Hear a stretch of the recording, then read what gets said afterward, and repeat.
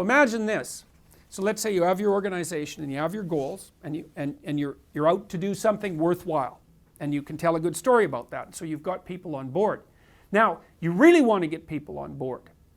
And so now you've got two choices. You could tell people, go home and spend 4 or 5 hours and formulate a career plan about how you're going to contribute to this organization.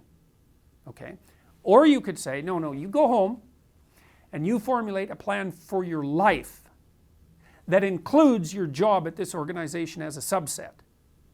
All right? And then you run, imagine you do that with 100 people in each group. Then you run those people in a head-to-head competition for a year to see who's most productive. The answer? The people who formulated a plan for their life. They're 10% more productive.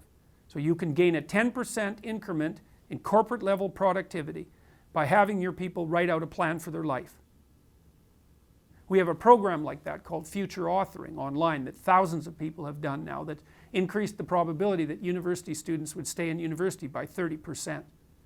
So, and that's part of the narrative issue. It's like what you want from your employees is, well, you want them to be doing something useful with their life that they're engaged in, because like if they can't do that for their life, what the hell makes you think they're going to do that for your organization? And then you want them to see how working for you serves their higher order purpose. And if it doesn't, because maybe they can't formulate that integrated hierarchical relationship, well then they should find another job, right? Because that isn't the job for them. If your job is running at cross purposes with your life, how the hell are you going to be motivated? You're not.